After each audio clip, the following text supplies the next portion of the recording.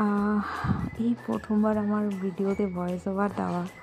জানি না কি হচ্ছে না হচ্ছে, কিন্তু যাও চেষ্টা করছি ঠিকঠাক হওয়ার জন্য। যাই হোক, সারা পৌষ মাস চলে গেল, এখনও পিঠে খাওয়া হয়নি।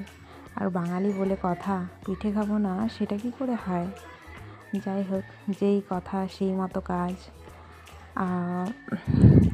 আতপ চাল ভিজিয়ে কুটে তারপরে এনে গুঁড়ি মাখতে বসে পড়লাম। আর এইদিকে চুলোটাও জ্বালিয়ে দিলাম, কারণ চুলোটা গরম হোক, ঠিকঠাক করে ধরুক। তারপরে সাজটাও এখনও পোড়ানো হয়নি, একটু পরে সাজও পোড়াবো।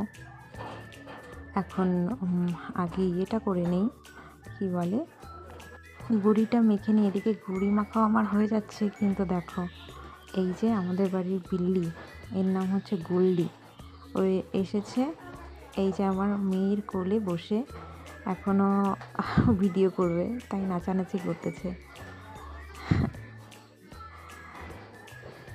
দেখতে পাচ্ছ। ওর আনন্দের সীমা নাই। যাই হোক, এখন এই যে আমাদের সাজটা পোড়ানো হচ্ছে। এটা করলে নাকি এই তুষগুলো দেওয়া হয়েছে, এই তুষগুলো দেওয়ার পরে উড়ে যাওয়া অবধি অপেক্ষা করলাম। তো এইবার সাজটা ঠিকঠাক পড়ে গেছে, এবার পিঠা বানানোর পালা। তাই তেলটা ব্রাশ করে নিচ্ছি প্রাকৃতিক উপায়।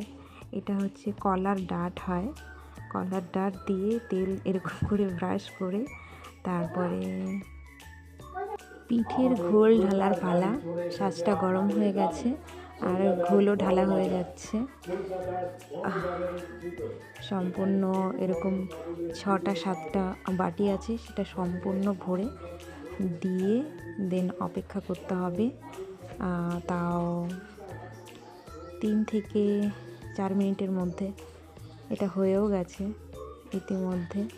এবার দেখা যাক কেমন হয়। দেখে তো ভীষণ ভালো লাগছে। ওয়া